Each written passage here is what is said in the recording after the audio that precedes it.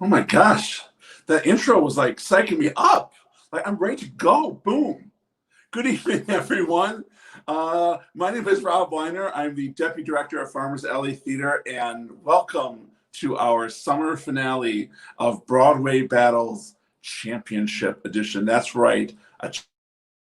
Tonight, we've got three epic battlers ready to combat in theatrical debate, and we're so glad that you've joined us. And so thank you, and we want to hear from you. So if you want to interact and let us know what you're feeling, any of these answers to these questions, please go over to streamyard.com/Facebook so you can get your comments right there so we can join the conversation, and we'll see your stuff up on screen, and you answer some questions, you let us know who's battling the best, and we'll get that. We want to interact with you.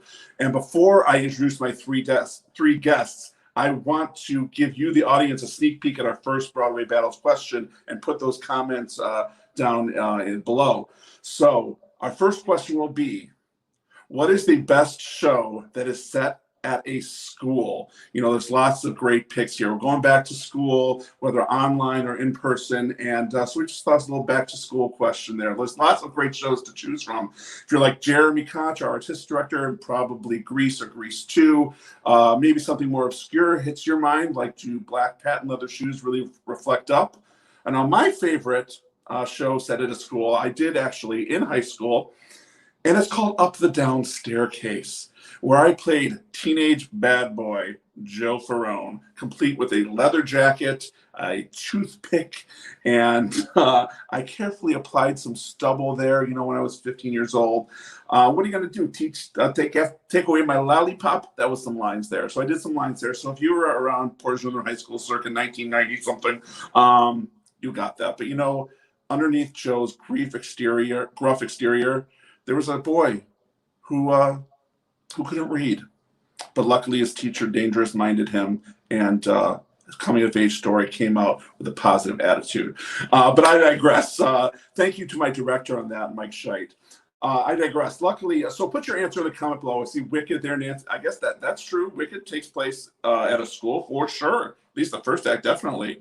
We've also got some great things going on where we're going to cast the election 2020 as a musical, so you don't want to miss that. Stick around for question 3. Nikki Poor, of course, Grease 2. Do you know all the characters in Grease 2? Because that's a point that a couple weeks ago we were trying to figure out. Anyway, let us introduce our 3 wonderful contestants. Now, these are 3 champions, and my first contestant is a 2-time champion this summer. He winningly pitched Brick, the Martha P. Johnson musical starring M.J. Rodriguez, to push him over the top in our Pride battles. And he also won our Easter battles, arguing for the title song in JCS, Jesus Christ Superstar. He's a 21st century theater icon in the area, thanks to his roles all over in shows like Godspell and Young Frankenstein at the Kalamazoo Civic, or It's Only a Play, and the producers at Farmers Alley Theater. And he's in the midst of a move from New York City to North Carolina, and he's going to be hosting a panel for Farmers Alley Theater this coming Thursday in a special Pass the Mic edition of Koch Corner. It is Dwight Trice Jr. Hi. You're too kind. That was quite a bio, Dwight. Yeah, right? I didn't write that. How are you? I'm doing well. I know you're in the midst of packing up in New York City and heading down to North Carolina, beautiful area, Raleigh, right? Yes, sir. Awesome. How's that going?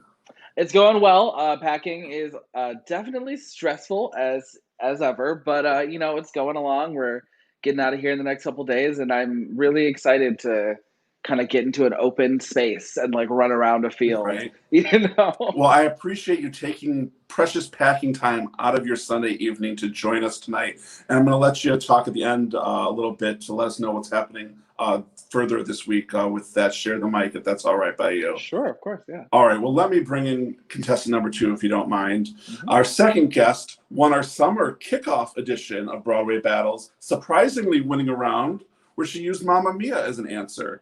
And that question was the best show for an outdoor theatrical experience. By the way, if you're looking for outdoor theater, join us in Bronson Park next Saturday for Three Little Birds at 4 p.m. and 7 p.m. Quick plug. But Right now, she's the head of the drama department at Port Central High School. My good friend, Ashley Bowen. Hello. Hi, Ashley. How are you? I'm good, thank you. I'm glad to Good. be here tonight. So Ashley, of course, is a teacher at Port Central High School.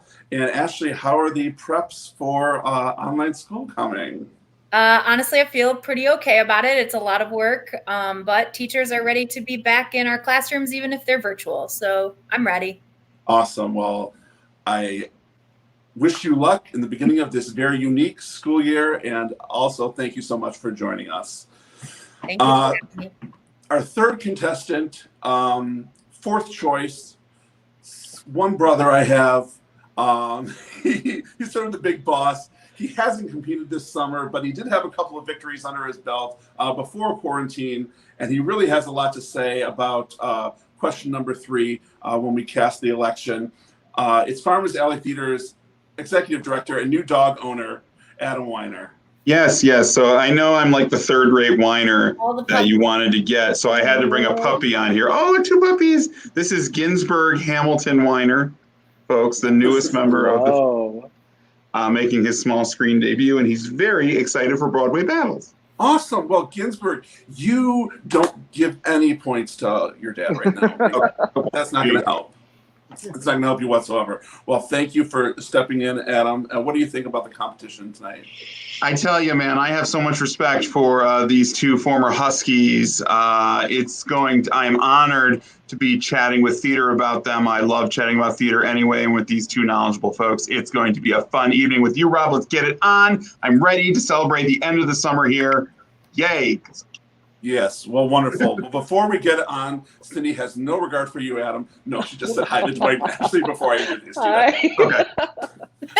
But lastly, I want to introduce in our fact checker, and he's been all over town singing in Backyard Broadway with his kids, and that is our artistic director, Mr. Jeremy Koch. Let's get ready to rumble! All right, contestants, watch your low punches, your rabbit punches, your kidney punches, and if I tell you go to your corner, you go to your corner. Let's get it on. Jeremy will be checking in with us after every answer to fact check these 3 based on his own criteria. And if you're just joining us for the first time, let me explain a little bit about what Broadway Battles is. This is not a trivia show. This is a competitive argument show. I'll ask some open-ended questions relating in some way to theater, and our contestants will have about 45 seconds to give their own individual answers, and then I'll open up the floor to a group discussion. The contestants will then battle it out mano a mano to determine who has the best answer. And it's not what I think is the best, it's the argument presented by the 3 battlers that will determine who I believe brought the passion and brought the education and brought the intensity. So let's get it on, shall we? And if you want to get into the conversation and root on your favorite battler, probably Dwight, let's, well, I don't know, I just saw Nikki's there. She's Team Dwight. Well, please go to StreamYard.com/Facebook and put those comments under below. We're going to get to that question on number 1 right now. I already fed it to the audience a little earlier, but let me just take it back. The first question of Championship Edition is quite simple, yet quite broad. This is about to be the most unique school year in modern history. Strange, if you will. But there's nothing stranger than belting out a song in the middle of the gymatorium, is there? So I asked my battlers, what is the best show that takes place in a school, at least has some of their setting in a school, and best is in quotations there. So you determine what's best, arguers. So we're going to begin with Dwight. Dwight, what is the best school show? All right. So when I think of important and best shows that deal in like a school environment, I have to think of Spring Awakening. This 8-time Tony Award-winning show is one that stands alone in its effectiveness in showing the struggles of these 19th century German young people in a way that also strikes a chord kind of timelessly in all of us. The use of the school setting is of the utmost importance because it really takes a raw look at how differently kids and adults view school. To some, it's a place of learning and acceptance, yet to others, it's a place to escape the horrors of a really terrible home life. And yet still to others, it's a place where their peers can make it seem like hell. where adults don't see them and don't understand them yet rule completely over them. The school stressors are so important, and they add so much nuance to this beautifully sad story about young people navigating their transition to adulthood. Wonderful. I love Spring Awakening. I believe I may have seen Spring Awakening with contestant number 2 at Miller Auditorium when I came through. So wonderful answer there, Dwight. So we will go to Miss Bowen, as her students know her. Ashley, what was your choice for best show that takes place at a school? So I'm going a totally different way here. As you all know, I'm a high school teacher. I love my job. Working with teenagers is always exciting. They're the highlight of my days. But high school is not always rosy. High school is hard in so many ways. So when I see a stage production that's based on a high school and looks a lot like my actual life, I prefer comedy, most especially satire, which is why I chose the darkest of high school comedies, Heathers. This musical is a tribute to the 1989 cult classic starring Winona Ryder and Christian Slater. For those of you who are keen to hear classic lines from the movie, you will not be disappointed. From Grow Up, Heather, Bulimia So, 87, to the one about doing something gently with a chainsaw. They're all in there, and no one in this musical is safe. But most importantly, the musical knows what it is. It doesn't try to be something else or be something it cannot, and I appreciate that. To top it off, it's got some bops. I love the music by Lawrence O'Keefe and Kevin Murphy. So my choice is the satire Heathers. The bops for sure. Is there a specific bop that you love the best, Ashley? Mine might be Candy Store. Or I love as a bop. I do like Candy Store, but I really like 17. I think that is it's a nice moment. If you're unfamiliar audience with the musical Heathers or the movie Heathers, it is very dark, but bitingly wicked in its satire as well. No one's safe. So thank you. And you know that I enjoy Heathers as well. So Spring Awakening, Heathers, nobody gets that leg up there. I love both of them. Let's see what my own blood has to choose. Adam, question number 1. What is the best show that takes place at a school? Yeah, two dark choices previously. So, but my choice is filled with satire, but it's also filled with many relevant issues. And we're going to go to Putnam County, folks, for the 25th annual Putnam County Spelling Bee that takes place in an actual cafetorium, I believe. And we have all these students who are literally sitting on bleachers competing for a spelling bee along with some audience members. You have a great diverse swath of characters, from Leaf Coney Bear, the slightly different student, to Marcy Park, who can speak 6 languages, to Logan Schwartz and Grubinier, who's happy her 2 dads are there to root her on, to Olive Ostrovsky, whose mother is at ashram in India and she loves her dictionary, to William Barfy, who spelled with his foot, to Chip Tolentino, who sells snacks because he loses in the first round. Guys, this show has everything about what it's like being a child and being pressured by our education system. And while it's not have any actual class settings, we have really relevant, important issues about what it is to work with each other and to work with parents and to ultimately have fun. And that's what Spelling Bee is about.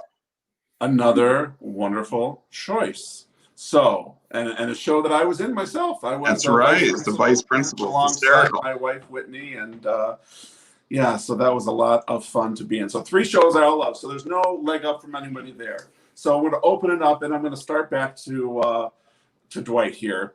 Dwight, I liked your points about Spring Awakening and its timelessness. What do you have to say about that in comparison to these other 2 shows?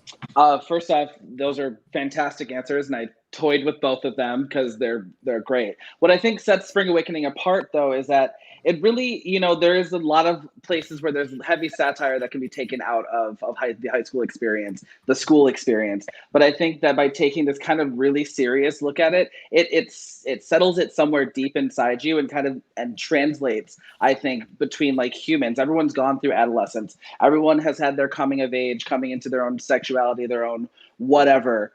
We all grew up, those of us that were fortunate enough to do so. So I think that lends itself to the timelessness of it. I mean, which can be further stated when they did the Deaf production a few years ago, in which they added a whole new element to it, and just the layers of complexity and nuance were just furthered by adding, the disabilities of people. Anybody take issue with Adam's show taking place in the Catholic Gymatorium? Sorry, excuse me. No. Why would they take issue like it's not valid or something? I had a cafetorium in Egling Road Elementary School. Heck yeah. It was great. The show is all about, the pressures of school and being a student in this honestly, this uniquely American phenomenon that is the spelling bee. And it's all kind of like centralized what it's like to be a student. And, you put that show, I don't know, I guess Heathers still plays today because it was an 80s movie and it was ahead of its time, I think, when it came out originally. And, Spring Awakening, too. But, man, if I want to get depressed, I'll go sit and see, Spring Awakening and biting. I'm not going to take my mother or my grandmother to see Heathers, but I'm going to take them to Spelling Bee. Heathers. I know you love it. For a fact. You know what I mean. But you can have fun at Spelling Bee. And, that's, I think, what we need right now. But at the same time, you learn about competition and you learn about sportsmanship. Spring Awakening, you're just learning about, taking clothes off and stuff, right? Hey, sometime. I mean, I did want, okay, so I was thinking, these are probably the 3 shows that I considered choosing for this particular question. And I have to tell you that I went this way because I love Spring Awakening, and I think it's really important for kids to start to understand some of the feelings that they're having in their lives. But now as an adult, I struggle to watch a show like that because, there's that song, The Dark I Know Well. It's explained from such an adult perspective because kids are trying to process that in real time. So I think potentially it's because of my role as a teacher. Sounds crazy, but I would rather watch a dark satire right now about the things that they're going through. Maybe the really more realistic. No, and I totally get that. I totally understand. It is hard to sit through some of those numbers. You're like, I don't want to. These are kids. It's. Ooh, but I think it is. These are things that we had to learn. That we learned when we were young. When I had my first friend commit suicide when I was 15. I discovered myself when I was 15, 16. These are things that happen, and these, and I guess these are very important stuff that obviously that happens in Spring Awakening, that happens in Heathers. But would that stuff still happen if there weren't a school, or if it's not really about school? Spelling Bee is about spelling and education and what these kids are going to do. The question wasn't to choose a story or a musical about a school. It was to choose a musical that has at least one primary setting in a school. So Dwight and I did both answer the question. Thank you, Ashley. All right. Thank you. And lots to consider here. Jeremy Koch, I want to bring you in to sort of wrap up here. What do you think regarding these 3 choices? Any fact checking to do there? Well, no one, of course, tried to warm my heart by picking Grease or Grease 2. Oh, gee. Nikki Or Power. West Side Story. Like to be in high school. The Dance at the Gym and West Side Story. Okay, or Dear Evan Hansen. But from the 3 that we picked, Nikki and I are on the same page about Grease 2. From the ones that were picked, if awards mean anything as far as what the best show is, Heathers did not win any awards in New York. It did win the Best New Musical Award at London's whatsonstage.com awards. Spelling Bee won Tony Awards for Best Book and Best Featured Actor Dan Fogler, who I took an acting class with in New York. So, Rob, I think that should go a little bit towards them. And then, but Spring Awakening, of course, is the bravest of all. That won 8 Tony Awards, including Best Musical, and bravely tackles topics like abortion, suicide, and rape, and homosexuality. So, that if that has anything to sway your opinion, Rob, take those into consideration. Well, I love all 3. And fun fact, I actually directed all 3 or co-directed them as French pieces and multiples. So, and also funny, all 3 have been on Farmer's Alley's what shows to do list over the years many times. It's true. It's true. I see one, if not all, these shows happening at Farmer's Alley Theater sometime in the near future. And Adam, feel free to bring your mom to Heathers if we do that, okay? Because the Heathers people that grew up with Heathers are now moms in their 40s and 50s. So if y'all do Heathers. So going back to this question, to make a determination, Adam, I'm sorry, I have to disqualify you because Spring Awakening is about way more than just taking I know, off. I was poor attempt at humor. So there's that. Gosh, it really comes down to two choices of shows that I love so much. But as far as the argument, I got to take that away. As far as the argument part of it, I think that Dwight did the best job of explaining it as the student, from the student experience. Not that I asked for that, but there's just more of a wide range of emotions, I think, that Dwight touched upon and able to relate it back to his own life. And Spring Awakening, just, I think, because of that gamut, I'm going to award the point there. Dwight, congratulations. Spring Awakening, you win again, just like you won at Forensic State. Thanks to you too. You got third place. Heathers, you're not going. It's the best multiple you've ever. In my opinion, it's the best multiple I think that you've done. Okay, thank you. No, one of the. It's just, you got a little something right here. Yeah. All the careers that have spawned from that original cast from Spring Awakening.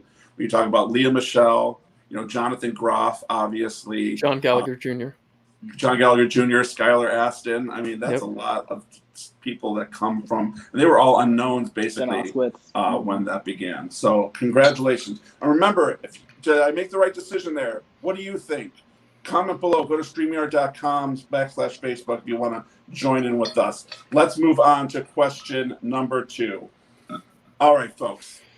So since this is sort of our summer finale here at Farmers Alley Theater at Home, before we take a couple weeks off as the school year approaches, we're talking about finales. And so I thought, hey, here's a big question with a lot of great answers. What Broadway musical has the most emotionally affecting finale? Now you guys get to decide what emotions that you want to, describe there, that you want your finale to evoke. So I'm going to start with Ashley here.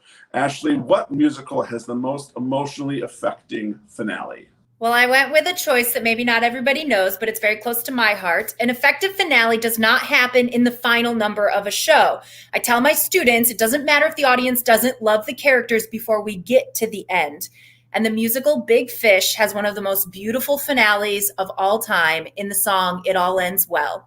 In a story about a man who lives a life filled with joy of fantasy and adventure, but struggles with a son who is rooted in reality, this finale brings the family together and allows the main character to tell his son that it was all for him. The song brings us full circle and pays tribute to all of the loved in Edward's days. It leaves you at peace in all of his relationships, and you feel that he lived a life worth telling stories about. The finale is what we ultimately wish for all of our loved ones who have passed. A riverbank filled with every person you ever loved, those living on one side letting you go, and those welcoming you on the other side who have passed. Ashley, you are so right. Big Fish, it's this whole leading up to the end of his life, and that final scene I remember from the movie as well. If you don't know, Ashley directed a beautiful production of it at Portage Central High School a couple years ago, I guess. And it was really, and I want to toot your horn too, Ashley, because I know that show won some sort of awards in the state as well, correct? Yeah, and I do have to say, we won 7 of the state awards, the Sutton Foster Ovation Awards that year, and I really have to give it to my team. We won Best Lighting, Best Set Design, Best Costume Design, Best Music Direction, Best Director, Best Hair and Makeup, and Best Overall Production in the state of Michigan. So 7 big awards, and it all goes to my team. The team at Portage Central is pretty amazing. Well, that's great. I really applaud you for choosing a show that isn't necessarily the most well-known or popular. It's a new show. Well, hopefully now people will go and look at it because it is lovely. I'm sure the kids had a great time doing it as well. All right, so that's going to be a hard one to top. We're going to go to Adam for our next answer here. Adam, what Broadway musical has the most emotionally affecting finale?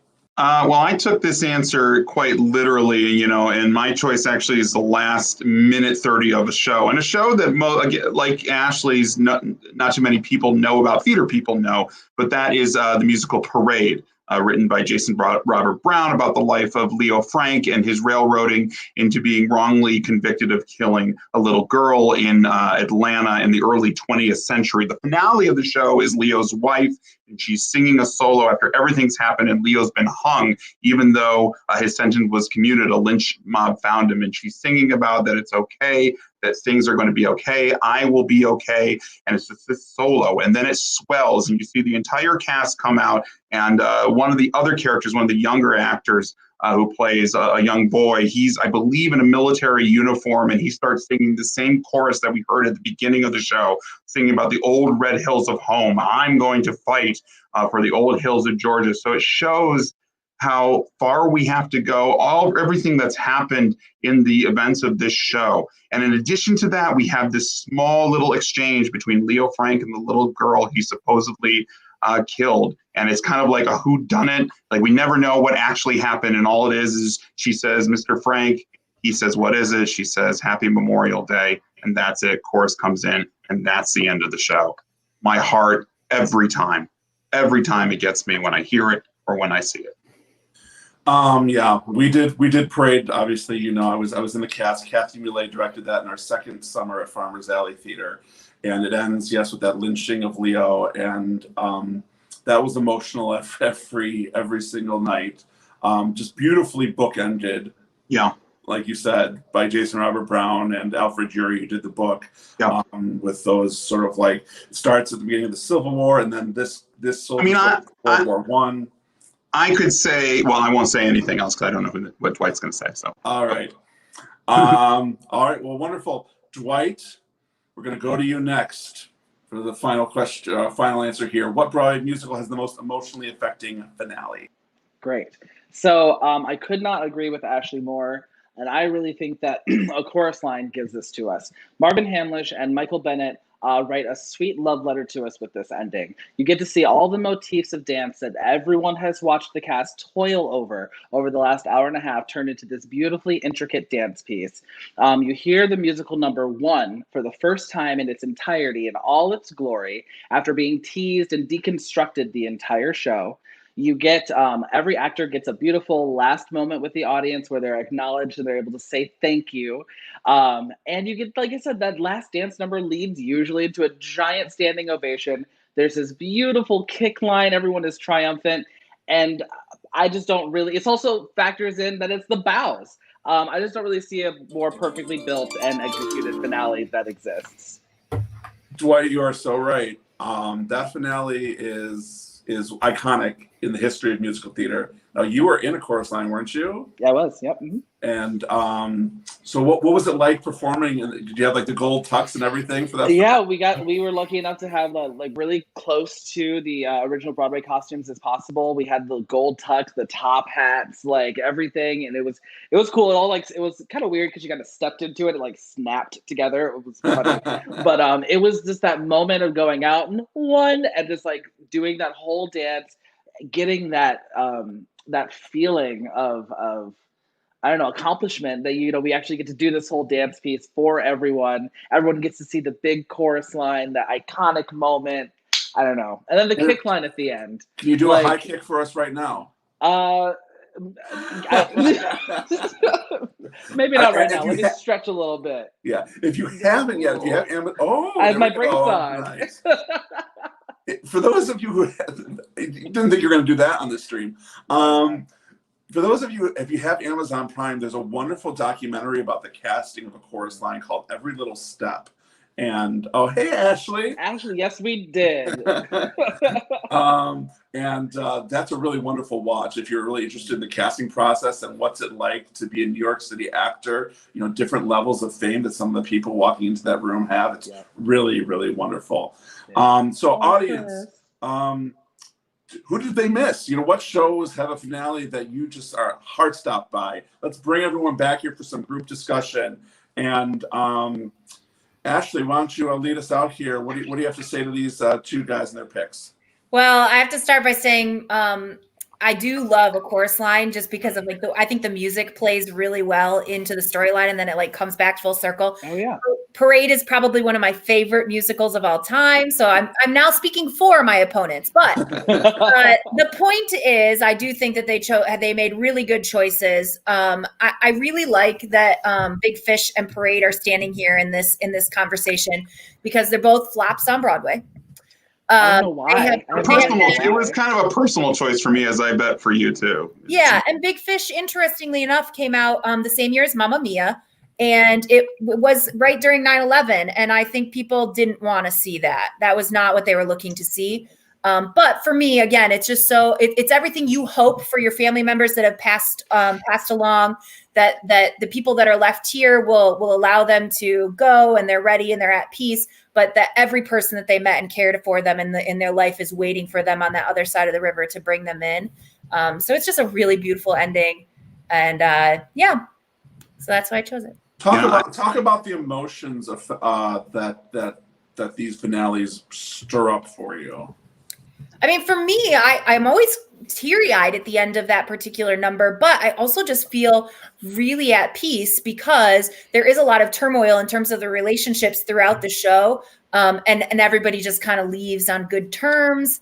You leave feeling like, everything was resolved. It's a nice, pretty package. You don't feel like something was left unsaid or left undone. So I feel like Ashley touched on a really important thing when she mentioned the music. I think all three of our choices rely so heavily on the ins and out, the music going in and out of the story. Yeah, I mean, I'm going to be sabotaging myself and think I didn't even think of a chorus line. It's like that's like the BO. We don't talk enough about chorus line. We don't talk about too far away from Big Fish it, or a parade. Honestly, but like chorus line, which is like was the #1 show on Broadway for years, and there's so much stuff. I mean, I don't know if people.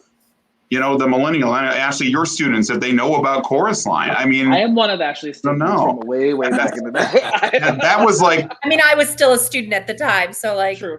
When I was a kid, that was like our Cats before Cats came along, or Phantom, or anything like that. Yeah. But for me, Parade, the ending of Parade is more of a catharsis for me because of the context of everything of the show about Leo Frank. With the anti-Semitism in the community and with the racism that surrounds the show as well.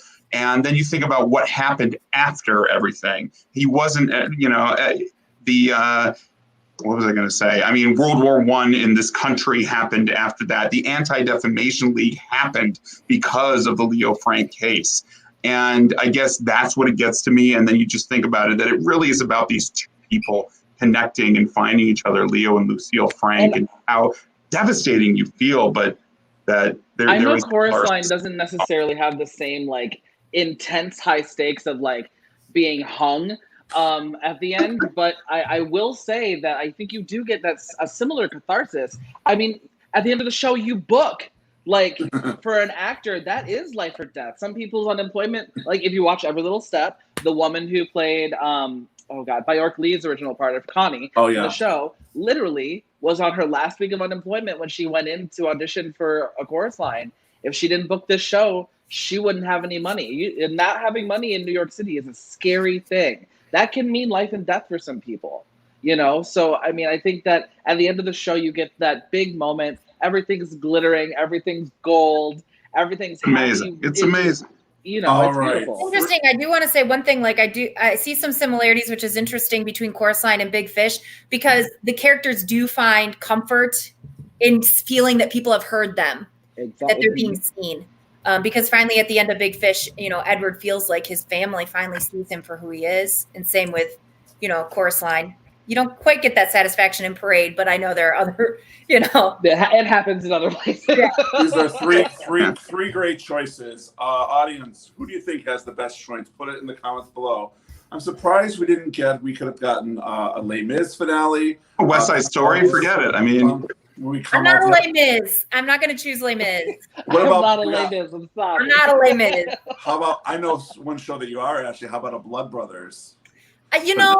Honestly, Blood Brothers, I love it, but like it's not aged as well as I would like it to have. Fair. Jeremy, what do you have to say here regarding these choices? They're all very good, and the arguments were very compelling for each of them. You're right. I was thinking about. I went and I checked on WatchMojo.com, who put "You Can't Stop the Beat" from Hairspray as the #1 best musical finale. Get the F out of here. Pretty. I mean, that's a high energy finale. Good song, but it's like the best. No one mentioned Next to Normal. Light is a great finale. Next to Normal. And Sweeney Todd, of course, where he gets his revenge, but then he dies. Oh. No, we got it. You got to put that in there, I think. But of the three we mentioned, we talked. Chorus Line is a Pulitzer Prize winner, so we got to throw that out there. And it doesn't get some of the recognition it deserves, and it was the longest running show in Broadway history for 15 years straight. But the arguments for Parade and Big Fish were also very strong. So, Rob, you got your work cut out for you. Yeah, Cindy, I thought of Ragtime as well too. Oh, of course. When Till We Reach That Day or Wheels of a Dream comes back in, and you see Sarah and Cole House comes out. Cole House walking to the sitting backstage for 3 hours. All right, Cindy, you win. No, Right? This is very difficult. The emotions, they weren't all just like, what's the saddest ending of all time? Some of these were, there's bittersweetness in there. God, Chorus Line's ending is so iconic. Big Fish, that familial, end of life sort of commencement and Parade with everything there. Adam, I really think what you said about going, feeling it and then what happens after it reminded me somewhat of, when a show affects you, what you can't stop thinking about it. You can't stop sometimes doing research about it and learning about the characters more. And just the way that J.R. Bree did bookend those Old Red Hills at home. And when that snare comes in at the end, again, I think that can be emotionally effective and almost chilling in a way. And so for all those reasons, this was so hard, but I'm going to go with Parade. Yeah. Oh my God, but man, I mean, you could go with any of the other ones. They really were. Fine. And there's so many great shows. Man, there's so many great shows. I know, I miss theater. This talk is making me miss theater, guys. We're doing it. We're going along.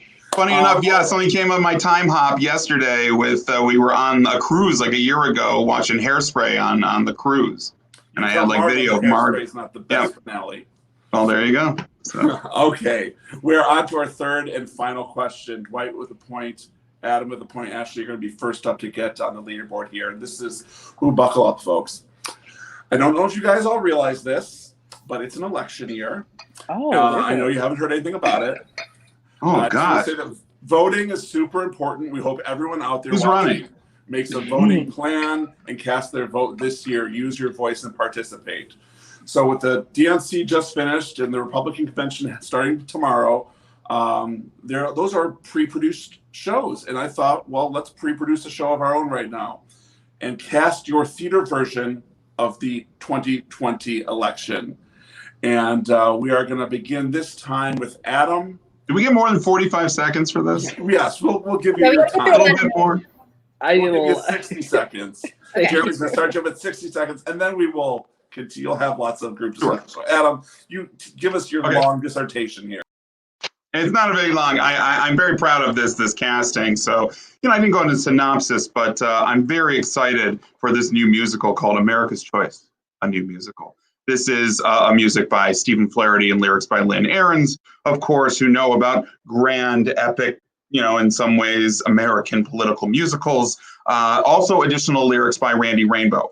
Okay, we also have the book of the show written by Susan Laurie Parks, Pulitzer Prize winner of Top Dog Underdog. She's also written a play called 365 Plays for 365 Days, which was written for the first year of Trump's presidency. Okay, casting. We need a big guy for Donald Trump, and who is a better Broadway big guy than Shuler Hensley, folks? We could definitely make him up. And as his running mate, Roger Bart. So we have the Young Frankenstein duo reunite as Donald Trump and Mike Pence, right? And we have a Melania already ready to go in Laura Benanti. She's so fabulous on The Late Show. And then as Ivanka, Laura Bell Bundy. Come on, the quintessential blonde of Broadway. So that makes up the Trump team. Then on the other side of things, we have the distinguished statesman. Victor Garber plays Joe Biden. Great distinguished actor. And we had to cherry pick from Hamilton a little bit, right, folks? So let's go with Renee Elise Goldsberry, Angelica Schuyler as Kamala Harris. And we are going to also be bringing back a fantastic duo, reuniting Cole House Walker Jr. and Sarah from Ragtime as Brian Stokes Mitchell as Barack Obama and Audra McDonald as Michelle. It's a great cast. Now, I can get into some song highlights if you want, or we can save that for the discussion. All right, that looks very good. Yes. Shuler Hensley, yes, of course, was Frankenstein and Young Frankenstein. Yes. He was also Judd Fry in Oklahoma one time. So, all right, good choices here. Next, we're going to go over to Dwight. Dwight, that was Adam's America's Choice musical. Let's go to your show now. All right. So my show is called It Is What It Is, the musical. This is going to be a semi-improvised musical in which the lead actor who played Donald Trump is a member of the audience whose ticket is randomly selected via raffle about 45 minutes to an hour before curtain. So the synopsis of the show: an attempt is made on the president's life, and the most powerful people in the country are locked in the Oval Office, where it quickly is discovered that the attempt was a failed coup. And the mastermind is one of the people in this room. The Secret Service brings in Donnie, or the audience member, and then they are thrown into a Clue-like whodunit musical where the lead character has no idea what's going on. But with the election right around the corner, stakes are high to find the traitor and save America from the Chinese and the Russians. This is a Clue meets Spelling Bee on steroids with the twist of the play that goes wrong. Music and lyrics by Blair and Kanosian from who did Murder for Two. I have Michael Park playing Joe Biden. I have Audra McDonald playing Kamala Harris. Beth Level is taking over the role of Nancy Pelosi. Leslie Kreitzer is Melania Trump. Patrick Page is playing Mike Pence, and Annalee Ashford is playing Kellyanne Conway. Oh, God. Oh, explain that again. What was Clue meets Spelling Bee on steroids? With a twist of the play that goes wrong. Yes. So basically, like the character is gonna get his fight call and everything, get the script, and kind of get walked around the stage 45 minutes before the curtain. You've got these three powerhouse funny ladies, Beth Level, Leslie Kreitzer, and Annalee Ashford, who can kind of like move them around the stage as they see fit. They're all comedic geniuses, and I think it's aptly reflects what our current political situation All right, is. okay, I see. I've got one Ragtime-esque show, one Clue-esque show. I see. All right, we're going to go over to Ashley now. Ashley, what is your theatrical cast for the 2020 election? As we scroll through to you, I appreciate all the work Julie's doing. Yes, I'm going to go in a totally different direction. So we're going to have three really awesome musicals here to talk about. My musical is called No Malarkey, the Joe Biden Bus Tour. The Biden campaign, this particular musical will be told from the perspective of the tour bus driver. And the tour bus does actually say no malarkey. You can look it up on the internet. This bus driver is played by one of my favorite Broadway regulars, Josh Lehman. He's a no-nonsense working man carting around the hope of America. In my musical about the 2020 election, I have chosen Broadway veteran and Tony Award winner Len Cariou to play Joe Biden and Judith Light to portray his wife, Dr. Jill Biden. My Kamala Harris will be played by a powerhouse in her own right, Patina Miller. And I think that Bernie Sanders plays an important role in this election. So I want him to be in the musical, and he will be played by Joel Grey. Finally, rounding out the cast of leads, the stoic Christopher Jackson will play Barack Obama. And I have put the lovely Renee Elise Goldsberry in my musical as well, but she will be playing Michelle Obama, both from Hamilton fame. And I think my casting is actually the part I want to talk about really quickly the most. In the casting, there's a lot of old school Broadway and new school Broadway. And I think that's very reflective of the 2020 election because we have to bring the old school Democrats into the 2020 progressive Democrat values that represent the needs of the people right now in our country. Love it. No malarkey. Gosh, I want to, first of all, bonus points for bringing Judith Light to the table. She could be a great Jill Biden. I agree. And I just want to see let's bring everybody back here. I have Ashley versus Dwight versus Adam, but I'd love to see a Patina Miller versus Renee Goldsberry versus Audra McDonald to play Kamala Harris. That sounds the Kamala pretty good. showdown. The Kamala showdown. So we have interesting. I have a question. So Dwight's musical is like a concept, right? And it's like immersive, right? Is that what's happening? For one person, it's immersive. Like a Tony and Tina. Oh, for one person. Okay. Yeah. Okay, and then yours and Ashley's is kind of a stage show too, even though it's a bus tour. That's the title. Yeah, I don't think the bus has a whole lot to do with it necessarily, besides the fact that it's the bus driver, but it's more about giving it a platform for us to see these as real people from a working man's perspective and eyes, and see how, he's Okay. on the road. And you guys were much more creative than I was with like the concepts, man. I was just going for who's going to be the best person. Renee Elise Goldsberry. Do you know how old Renee Elise Goldsberry is? I couldn't believe it. I was like, is she too young to play Kamala Harris? She's 49. Yeah, she's old. Are you serious? Yes, I thought I was. Black don't crack. I guess. I don't know. I don't know if Michael Park is old enough. He is like Broadway's #1 dad. I think he is a silver fox, handsome man.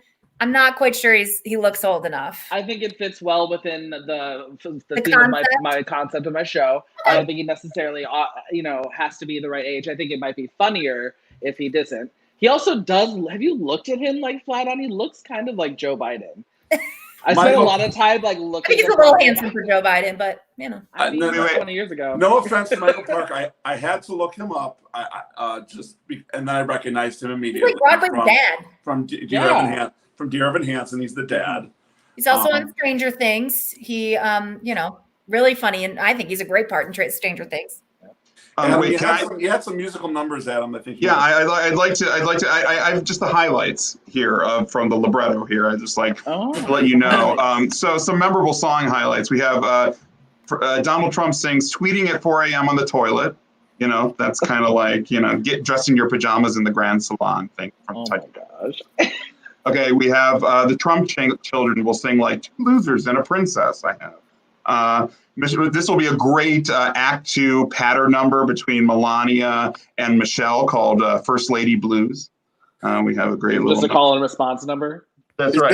Is there an Audra Brian Stokes? Is there a Michelle and Barack duet? Well, I don't have that quite yet. I do have Randy Rainbow, on the success. He told me he wanted to make a song for Kamala Harris, which is called Kamala. And that's with Kamala Harris and Company, right? Mike Pence will get the 11 o'clock number, which is just Mother, right? It's Mother. And then, and who could forget, folks, the stunning finale, Screwed Either Way, sung by the Company. So. Sorry to bring the room down there. But. I say two things. First of all, I do have to say, as a conceiver, a creator of ideas, I purposely did not cast the Trump Brigade in my musical because I don't need to give them a platform. They take plenty of space, and they don't need to. Listen, I agree with you, but I don't think we can talk about this election without talking about them. I'm not saying we won't talk about them. Fair. And I like that yours is in a comedic, sense. Like, he has no idea what's going on because no one else knows what's going on. We can make Annalie Ashford Tiffany Trump if you want. There's plenty of. My idea was have her play a couple of different blonde women in his life. There's lots. There's lots to choose from. She could definitely play multiple roles in the show. Oh, I had a narrator role too, play with Mario Cantone as Anthony Scaramucci. Or Stormy Daniels could also be the narrator. I don't know if you can cast who you want. So. The second thing that I did want to say too, and I really hope I'm right on this one. So Barack Obama, when he ran on a platform of being against marriage equality, and he clearly changed his mind, and he was advised by good people and finally came to his senses and saw what was right. So I'm hoping, I know there's been some laced both choices are bad, but one is clearly better. So I'm hoping that, Joe Biden is being advised by some really amazing people, which is where that whole concept of old Broadway, new Broadway in my casting. I'm hoping that we can pull some of this old Democratic, party values and get it out of here.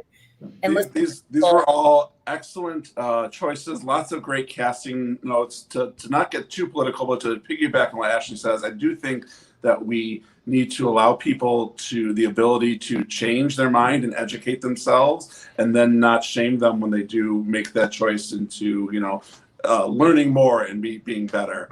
Audience, what do you think? Let us know. Did they miss anybody who for getting cast?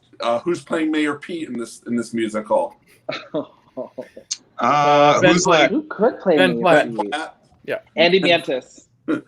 Yes. Jeremy Jordan. No, who's like a child actor? Jeremy Koch should play him. Jeremy, what do you have to say about this? Jason Koch. Okay. Yes. All right. So first of all, to answer Ashley's question, Michael Park is 52. Not old enough. Points to Dwight for his clever idea that the lead politician, the Trump character, is clueless. Okay, love that. Points to Adam for reuniting Stokes and Audra. Point to Ashley for bringing Len Cariou in, the original Sweeney Todd. And I would like to say that according to IMDb, there is something called Election Day the Musical. It was made in 2010. And it's called, and the tagline is, Jimmy's belief in hope and democracy is put to the test in this musical comedy when he works the election polls where no one shows up to vote. Oh gosh, well, I hope that's It's a nightmare. These were all great choices, and Jeremy gave you props and points all the way around. I do think that casting our current president is the most difficult choice, and sort of centered around what's happening here. Schuler Hensley, I love you, but I don't want to do that to him, Oh, come on. It's going to be like a challenge. Like who's playing him this fall in that TV movie? Brendan Gleeson. Yeah, Mad Eye Moody from the That's Harry right. Potter movies. Oh, what about Carrot Top? So I thought He could play himself, man. He'd love it. I'm in session here. I'm doing some thinking. So I really think that the line of the night is bring in this idiot who doesn't know what's going on to play the lead. And that would be the interactive theater. It is what it is, the musical of Dwight. So I am going to award that point to Dwight Trice, which makes Dwight our 3-time summer champion. The icon. The icon. Oh wow! What if Patty LuPone was Nancy Pelosi? Does that change anything? Wait, hold the door. No. Hold on. We can talk about casting. That's fine. And Yay, I Dwight. thought the other day it was Joel Gray was going to be Michael Bloomberg. I think that's pretty. Oh, well, look, I could go all day with my cast, but I only have a certain budget, okay? Yeah, I had Joel Gray as Bernie Sanders. Yeah. Thank All right, you though. well, wow. Thank you very much. That's awesome. So Dwight gets the belt and the championship, everyone. And that is well earned. But guys, these were 3 champion level worthy rounds of questioning. Yes, good 3 show. championship level guests here. Thank you all so much. What does he win? Well, we toyed with the idea of sending a belt to New York City, but then he was going to move. And so we're going to have to get a virtual belt for season 2, I think, when that comes online next fall. I think you should just get a contract for when theaters open up. Or that. Well, I like think, that. Yeah, when we do Heathers or Spelling Bee or a Spring Call me for Awakening, Heather then Chandler. you're coming Or back. nothing. Thank you. All right. That was fun, guys. Before we say goodbye to our guests, I do want to do some quick promoting. If you love outdoor theater and are thirsty for something to do next Saturday, Farmers Alley Theater has collaborated with our friends at Face Off Theater Company and the Black Arts and Cultural Center for 3 Little Birds. That's going to be live at Bronson Park next Saturday, the 29th at 4 o'clock and 7 o'clock. Mask and social distancing will be enforced. There's still a limit of 100 guests. So feel safe. Come on down. It's some great theater. Marissa Harrington and her team have done an amazing job. I know that people who have just been talking about how wonderful it is to get in that sense of community again, see theater. So join us for that. If you want to see some theater live in your own home or in your backyard, you can contact us at info@farmersalleytheater.com for Backyard Broadway starring Jeremy Koch.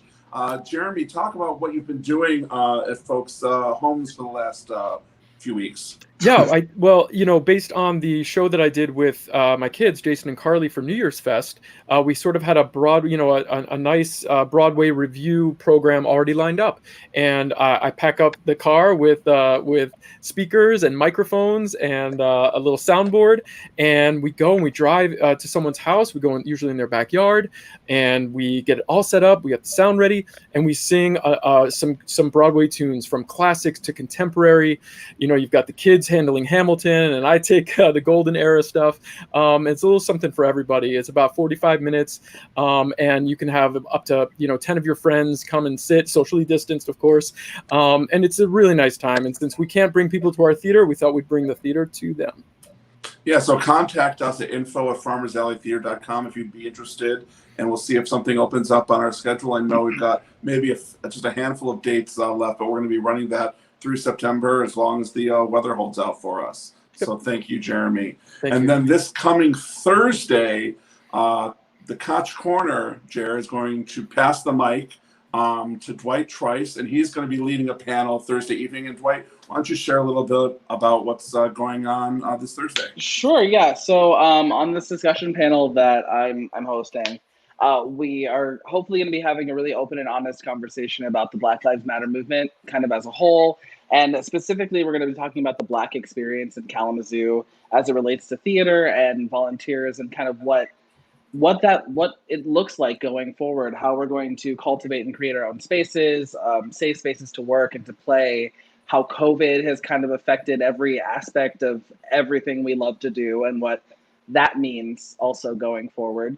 And then talking about, as we go forward, collaborating with theaters, making projects, making work, and just kind of what it's going to look like and how we keep this momentum going of social justice and promote like ethnically conscious and racially diverse theater.